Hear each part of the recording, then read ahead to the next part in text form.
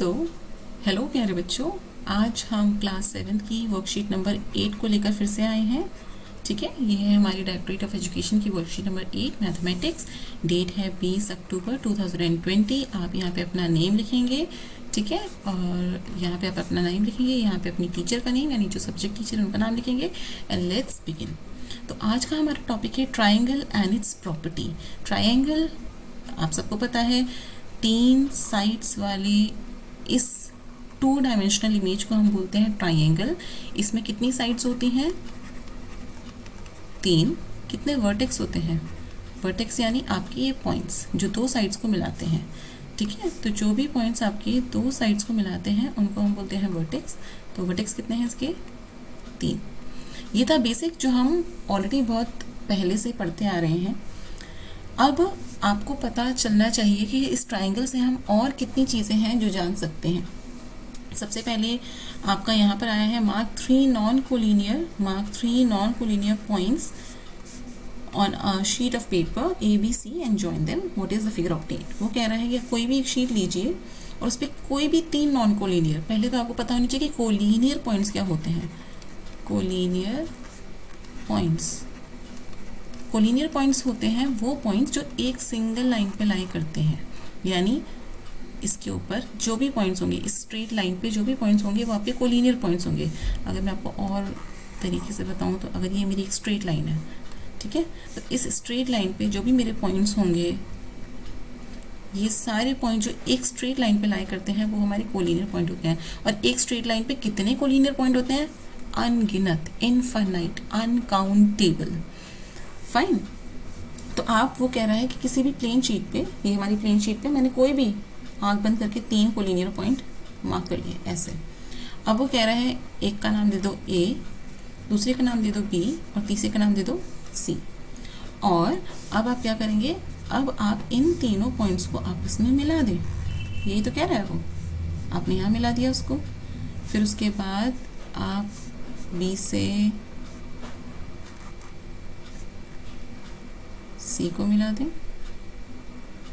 Okay, उसके बाद वो कह रहा है आप A से C को मिला दें। यस, तो ये क्या बना? ट्राइंगल। यानी अगर आप कोई भी 3 नॉन कोलिनियर पॉइंट आप अपनी कॉपी पे या किसी भी प्लेन पे बनाते हैं तो आपको क्या मिलेगा? आपको ट्राइंगल ही मिलेगा फॉर श्योर। ओके, इसके अलावा आपके 3 वर्टेक्स होते हैं ट्राइंगल में, तो 3 एंगल भी बनेंगे। अगर मैं इस ट्राइंगल की बात करूं तो इसमें 3 एंगल होंगे। पहला एंगल होगा आपका एंगल A, यानी ये वाला एंगल A।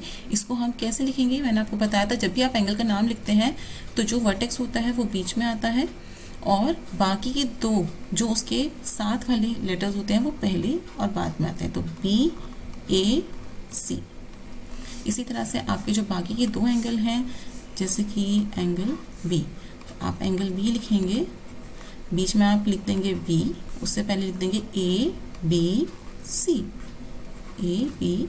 इसी तरह से आपका एंगल C हो जाएगा, तो आप एंगल C लिखेंगे ACB या BAC, दोनों एक ही बात है, BCA।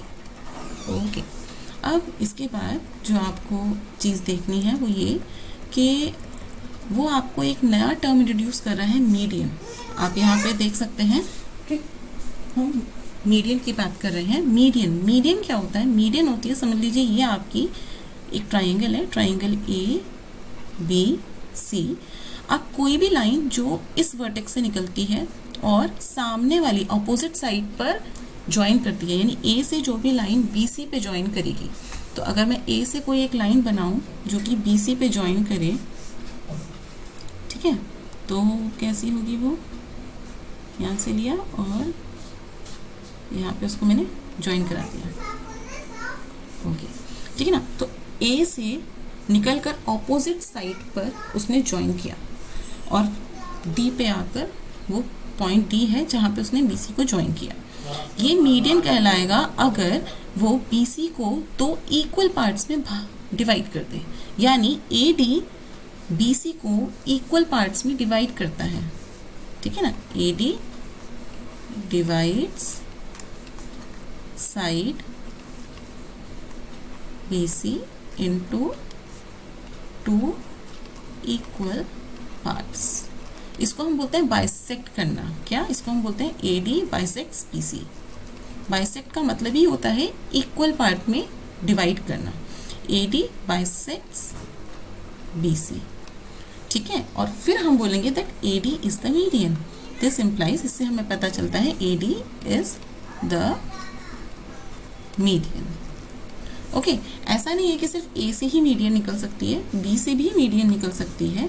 जब भी लाइन B से निकलेगी तो वो उसके ऑपोजिट साइड पे जाएगी। उसका ऑपोजिट साइड है AC, और वो AC को इक्वल पार्ट में डिवाइड करेगी। यानी अब AM इक्वल होगा MC के। यहाँ पर आपका BD इक्वल है BC के, यहाँ पर है आपका BD इक्वल DC के, और यहाँ पर है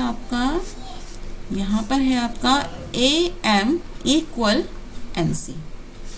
इसी तरह से अगर मैं यहाँ पर आ जाऊँ C से अगर कोई भी लाइन जा रही है और वो BA, ऑपोजिट साइड BA को P पे ज्वाइन करती है, और वो अगर मीडियन है, अगर मेरा CP मीडियन है तो वो BA को बाइसेक्ट करेगा, और मुझे इससे पता चलेगा कि मेरा BP इक्वल है PA के।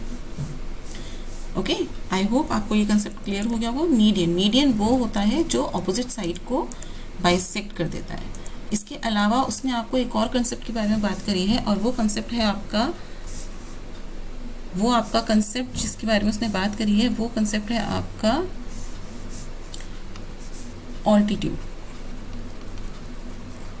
तो ऑल्टीट्यूड के बारे में वो ये कहता है कि अगर कोई भी ट्राइंगल ABC है, ऑल्टीट्यूड का मतलब होता है ऊंचाई, और आप याद रखें कि हाइट हमेशा स्ट्रेट होती है और वो हमेशा बेस के साथ 90 डिग्री बनाती है। ये जब भी आपका कोई भी एंगल पे ऐसा इस तरह का निशान बना हो तो इसका मतलब होता है 90 डिग्री, ठीक है। तो जब भी मैं A से BC की तरफ आऊँगी और उस पे स्ट्रेट लाइन बन रही होगी, खैर ये मेरी स्ट्रेट नहीं है, so let's make it straight. जब भी उस पे स्ट्रेट लाइन बन रही होगी, ओके, तो हम बोलेंगे कि वो उस पे 90 डिग्री बना रहा है एंगल 90 डिग्री, और this is called as height और ऑल्टीट्यूड। हाइट या फिर altitude. So this is the difference between height and altitude. वो बोल रहा है think can altitude be drawn from any vertex? Is there any difference between median and altitude? Yes, altitude भी किसी भी वर्टेक्स से बनाया जा सकता है, पर ऑल्टीट्यूड और मीडियन अलग होते हैं। Okay, now next come to the question. In triangle PQR, D is the midpoint of QR. तो this is my D and this is the midpoint of QR. तो इसका मतलब है कि मेरा D जो है QR को बाइसेक्ट करता है, ठीक है ना। तो D PD जो है, जो साइड PD है, ये this PD बाइसेक्ट्स QR। इसका मतलब है QR अब 2 टुकड़ों में बढ़ चुका है। कौन से पॉइंट पे? D पॉइंट पे। इसका मतलब है QD is equal to DR। तो ये मुझे पता चल चुका है। अब मैं देखती हूँ क्वेश्चन कैसे सॉल्व होंगे। PM क्या है? PM आपका QR पे एक लाइन बना रहा है और उस पर वो ये साइन दे रहा है। मैंने कहा था जब भी आपका ये वाला साइन हो तो वो 90 डिग्री होता है। इसका मतलब वो हाइट है या ऑल्टीट्यूड है, ठीक है। इसका मतलब PM क्या है आपका? ऑल्टीट्यूड। PD वो लाइन है जो कि आपके QR को बाइसेक्ट कर रही है, इक्वल टू पार्ट में कर रही है, और जो लाइन अपोजिट वर्टेक्स से सामने वाली साइड पे जाके उसको बाइसेक्ट करती है वो होती है मीडियन। ओके, इस QM इक्वल टू MR? क्या QM MR के बराबर है? नो, क्योंकि ऑल्टीट्यूड ज़रूरी नहीं है कि अपोजिट साइड को बाइसेक्ट करे, पर मीडियन हमेशा अपोजिट साइड को बाइसेक्ट करती है, तो नो।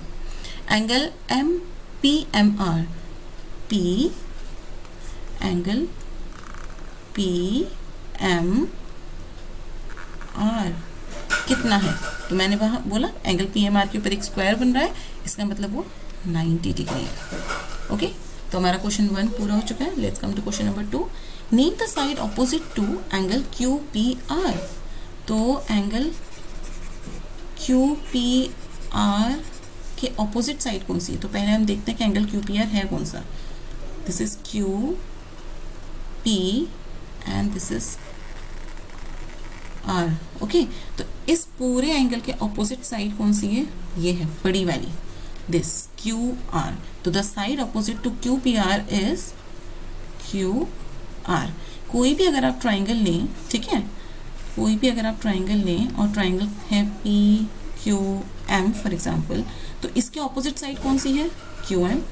इसके ऑपोजिट साइड, इस वाले एंगल के ऑपोजिट साइड कौन सी है? P M. और इस वाले एंगल के ऑपोजिट साइड कौन सी है? P Q. आई होप ये आपको समझ आ गया होगा। Let's come to question number 3। अब हम आते हैं इंटीरियर एंगल और एक्सटीरियर एंगल के बारे में। तो एक ट्राइंगल, ठीक है, आपका कोई भी एक ट्राइंगल है और उस ट्राइंगल का जो एक्सटीरियर एंगल है वो यहाँ ये है, ठीक है। तो अगर ये है मेरा ए बी सी, तो ये वाला जो एंगल होगा, ये वाला एंगल बराबर होगा एंगल ए और एंगल बी के सम की। तो दिस एंगल एक्सटीरियर एंगल, अंदर वाला सी नहीं, बाहर वाला सी बराबर होगा angle A plus angle B के। तो यहाँ पे वो कह रहा है कि बाहर वाला एंगल 115 डिग्री है, दिस इज योर 115 डिग्री। ये वाला एंगल 50 है, तो z कितना होगा? मैंने आपसे बोला कि ये आपका बराबर है, अगर मेरा ये a है, ये b है और ये मेरा ये वाला पॉइंट c है, तो ये वाला एंगल बराबर होगा angle a plus angle b के। ओके, तो 115 मेरा बराबर होगा एंगल a यानी 50 डिग्री के प्लस b कितना है? z है। तो मुझे ये बताइए कि z कितना होना चाहिए कि वो 50 में जब ऐड करे तो हमारा 115 आ जाए। तो आपका z होना चाहिए कितना? 65 डिग्री। जब z 65 होगा, देखिए आप 65 प्लस 50 तो ये हो जाएगा आपका 115 डिग्री, ठीक है। तो z कितना होना चाहिए कि वो 50 में ऐड करे और आपका 115 आ जाए। तो z जब 65 होगा तब आपका 115 आएगा। एक्चुअल में मैंने क्या करा, मैंने 115 में से 50 को माइनस करा और मेरा पास 65 आ गया। Okay, so question number 3 is complete. Now come to question number 5। Oh, this is very simple. मैं आपको पहले ही बता चुकी हूँ कि जो भी बाहर वाला एंगल होता है वो अंदर वाले साथ वाला, देखिए बाहर, ये वाला बाहर का जो एंगल है इसका साथ ही एंगल तो ये है, पर हमें इससे कोई लेन देन नहीं है। इस एंगल को निकालने के लिए, ठीक है ना, इस एंगल को निकालने के लिए हमें अंदर के बाकी के तो जो एंगल हैं उनको ऐड करना है। तो हम क्या करेंगे, अगर ये है पी क्यू आर, तो हम करेंगे this is equal to angle P plus angle Q. So x is equal to 50 degree plus 70 degree and this is equal to 120 degree. We are done. So x is equal to 120 degree. Okay, तो आज हमने इस video में बहुत सारी चीज़ें देखी। हमने ट्राइंगल के बारे में सीखा कि एक ट्राइंगल जो होता है उस ट्राइंगल में 3 साइड्स होती हैं। ओके, उसके अंदर 3 वर्टेक्स होते हैं, for example A B C. 3 angle होते हैं, angle A, angle B, angle C. 3 तरह के एंगल हमने देखे। इसके अलावा हमने एक नई चीज़ सीखी जो कि थी मीडियन। मीडियन वो साइड होती है, वो लाइन होती है जो एक वर्टेक्स से ऑपोजिट साइड पे जाकर मिल जाती है किसी एक पॉइंट पे, फॉर एग्जांपल डी, और फिर ऑपोजिट साइड को बाइसेक्ट करती है, यानी इक्वल टू पार्ट्स में बांट देती है। तो हमने एक वर्ड सीखा बाइसेक्ट, और हमने देखा कि मीडियन ऑपोजिट साइड को इक्वल पार्ट्स में बांट देती है। इसके अलावा हमने ऑल्टीट्यूड की एक झलक देखी। नेक्स्ट वीडियो में हम ऑल्टीट्यूड को और अच्छे से आपको एक्सप्लेन करेंगे।